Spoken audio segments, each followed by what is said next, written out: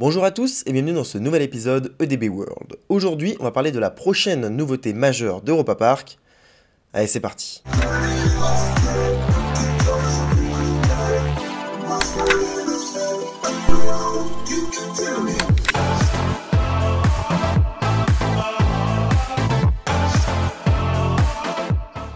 Avant de commencer, je vous invite à vous abonner à cette chaîne YouTube ainsi qu'à me suivre sur mon compte Instagram. Alors que l'ouverture de Toutatis prévue pour le 8 avril prochain arrive à grands pas, j'ai décidé de vous parler d'une autre nouveauté majeure en Europe. Mais ne vous en faites pas, on reparle de Toutatis très bientôt.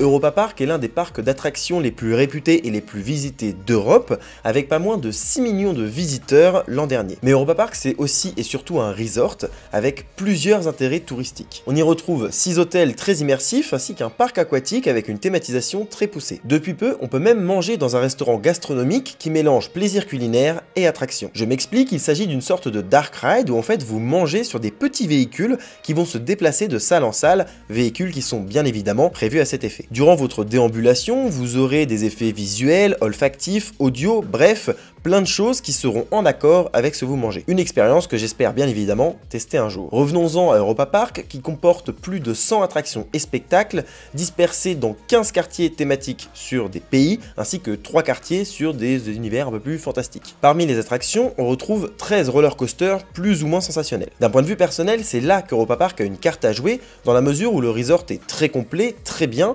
mais qu'au niveau des montagnes russes, il manque la machine qui va le démarquer des autres parcs. On sait que les coasters c'est un peu le nerf de la guerre, c'est ce qui va être mis en avant dans les spots publicitaires, sur la page d'accueil du parc, bref, c'est ce qui attire les foules en premier lieu. Après évidemment, la réputation du parc, le fait qu'on y soit les plus jeunes ou quoi, ou la nouveauté qu'on attend, évidemment ça nous fait venir également au parc. Mais l'attrait majeur, l'élément qui déclenche beaucoup de visites, c'est la montagne russe en appel. Surtout qu'aujourd'hui la dynamique européenne est à l'achat de gros roller coasters pour ramener toujours plus de visiteurs dans son parc. Suffit de voir Toutatis au parc Astérix qui risque d'éclipser tous les autres roller coasters du parc allemand, que ce soit en termes de sensations, voire même d'immersion. C'est pourquoi Europa Park doit, dans son développement, intégrer un tout nouveau roller coaster et un coaster intéressant.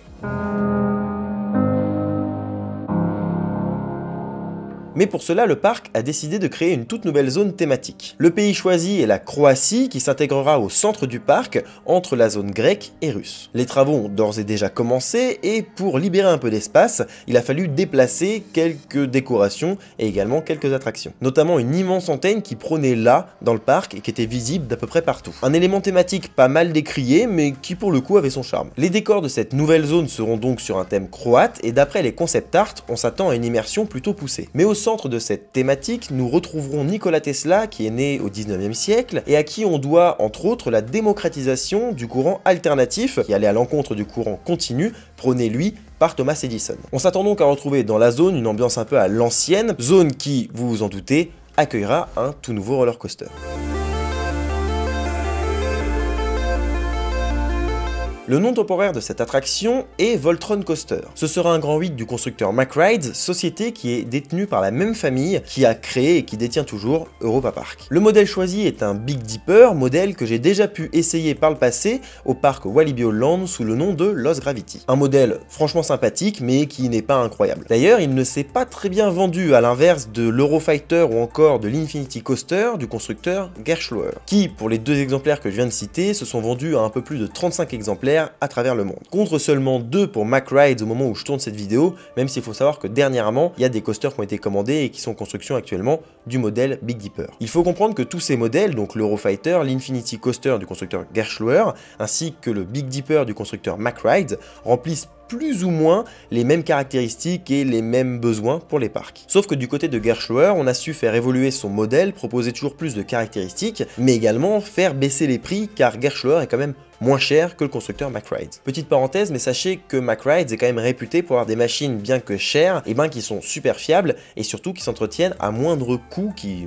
coûtent moins cher finalement sur la longueur. Je sais pas c'est quoi le meilleur calcul pour un parc, acheter un coaster moins cher mais payer plus cher en entretien ou inversement, mais en tout cas voilà, c'est un peu ce que prône MacRides, puis il y a le côté qualité de ce constructeur qui est quand même voilà, vachement réputé. Quoi qu'il en soit, MacRides a décidé de réinventer son modèle de Big Dipper, et c'est ce que nous retrouvons en nouvelle attraction à Europa Park. Europa Park qui sert de vitrine au constructeur MacRides. Il faut savoir qu'à travers le temps, le constructeur, chaque fois qu'ils avaient une nouvelle machine, eh ben, il la mettait à Europa Park, comme ça leur permettait d'une part d'éprouver un petit peu la machine, de faire des tests dessus, etc. Mais aussi de pouvoir avoir une vitrine à ciel ouvert, inviter des potentiels acheteurs, les faire venir, leur faire tester plusieurs attractions qui sont finalement sur leur catalogue. Ça c'est très malin et c'est pour ça que Bluefire s'est vendu à plusieurs exemplaires tel quel, hein. Il a été vendu copier-coller et encore aujourd'hui on en vend des modèles proches ou alors totalement identiques à Bluefire. Donc c'est un très bon calcul de la part d'Europa Park et de MacRides, et c'est ce qu'ils font ici avec le Big Dipper. Pour l'heure, on ne sait pas grand chose sur Voltron Coaster, certaines infos sont officielles, ont été déclarées par le parc,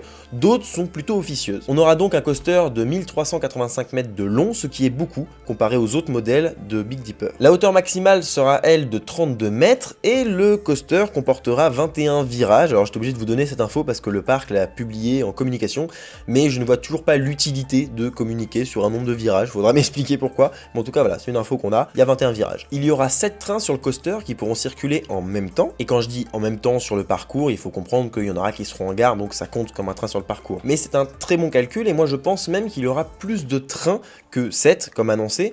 Pourquoi? Parce que si on a 7 trains sur le parcours mais qu'on en a un ou deux en plus dans les voies de garage, ça permet de pouvoir faire sortir un train et entrer un nouveau au cas où il y a une panne ou un problème sur l'un des trains. Mais également, durant l'hivernage, il faut savoir que les trains sont envoyés pour être révisés entièrement. Et le problème, c'est qu'un parc comme Europa Park cherche aujourd'hui à ouvrir de plus en plus longtemps, et notamment l'hiver, un peu à l'instar de Disneyland Paris. Et donc pour ce faire, il faut absolument avoir des coasters qui peuvent tourner quasiment à pleine capacité pour être tranquille et pouvoir accueillir le maximum de personnes. C'est ce que n'a pas fait RTH, enfin The Ride to Happiness à Plopsaland, où on voit l'hiver qu'il n'y a qu'un seul train sur le parcours, et à l'inverse on a le parc Astérix qui a pris un très bon virage en achetant 3 trains pour Tonnerre de Zeus alors qu'il peut en avoir que 2 sur le parcours. Ça permet encore une fois de pouvoir switcher en journée s'il y a un problème, et même de faire l'hivernage tranquillement, c'est-à-dire envoyer un train en hivernage pendant que les autres tournent, et donc avec un coaster qui a autant de trains, c'est une chose totalement faisable. Voltron Coaster, dans ses caractéristiques, est un launch coaster, c'est-à-dire un coaster propulsé à l'aide de lancements magnétiques. Et pour en connaître davantage sur les propulsions launch, je vous mets une vidéo en fiche et en description. La vitesse maximale, quant à elle, sera de 90 km/h. Chaque train pourra accueillir, si on s'en réfère au concept art, 16 passagers, ce qui nous donne un rendement d'environ 1600 personnes par heure, ce qui est énorme. Car les grosses capacités horaires permettent de réduire le temps d'attente et également de pouvoir accueillir plus de personnes dans son parc, et à ce petit jeu là, Europa Park figure dans les bons premiers. Et oui, certains me diront non mais Disneyland Paris a de meilleurs rendements. Alors oui, dans l'absolu il est long,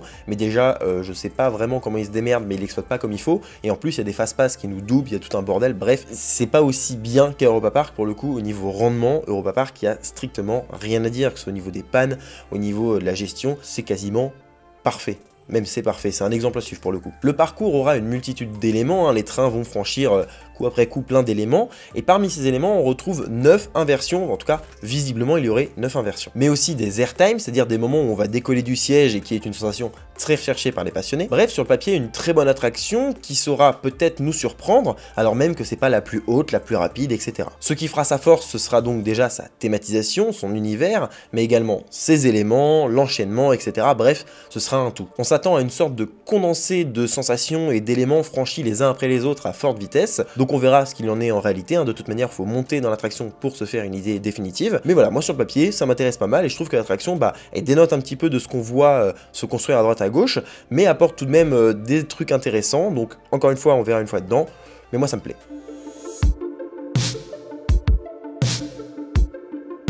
Au moment où je tourne cette vidéo, la zone ainsi que l'attraction, le coaster, devrait ouvrir aux alentours de 2024. Mais le chantier bat son plein et le coaster est déjà en train de s'élever dans les airs. La zone devrait comporter un point d'eau avec un pont pour le traverser, une boutique en sortie d'attraction comme il est d'usage de faire, une gare pour accueillir le tout nouveau roller coaster, ainsi qu'un élément très important qui est une tour Tesla reproduite à 1,5 de la réelle. Ça veut dire en d'autres termes que la tour va faire 28 mètres de haut, et ça c'est énorme, et déjà sur les concept art, moi je suis totalement emballé. Pour poursuivre l'évolution du chantier d'ailleurs, vous avez une série de vidéos sur la plateforme VJoy, plateforme qui appartient au groupe Mac, qui est une plateforme gratuite, je vous rassure, et donc vous pouvez suivre toute l'évolution du chantier à travers une petite série de vidéos. Pour ma part, part, je tiens quand même à le dire que j'ai pas trop apprécié cette série de vidéos, parce que même si on apprend des choses, etc., que c'est sympa, et ben il y a un côté un peu humour enfantin qui me plaît pas beaucoup, à l'inverse de ce qu'on avait pu voir sur le documentaire de l'histoire d'Europa Park, également disponible sur Visual. Là franchement allez le voir, lui c'est génial, avec une intro magnifique, avec de la musique qui mascore, enfin c'est vraiment génial pour le coup, et je vous la conseille fortement. Mais c'est vrai que la série sur Voltron Coaster dénote complètement avec cette série de vidéos là, et vu que j'avais un peu ce niveau d'attente, étant donné qu'on avait vu le documentaire sur l'histoire du parc qui était génial, j'avoue que l'autre documentaire me plaît pas beaucoup et je décroche très vite, et au final bon, je vous invite à aller le voir, à vous faire votre propre idée, parce que ça peut être intéressant. Mais c'est vrai que si vous deviez voir les deux documentaires que vous avez vu aucun, commencez par celui du coaster et ensuite passez sur l'histoire d'Europa Park et vous verrez un peu la différence. Mais je pense que ça fait moins mal de faire dans cet ordre là que dans l'autre sens. Mais j'en suis pas moins ravi de pouvoir suivre à travers un média la construction d'un coaster.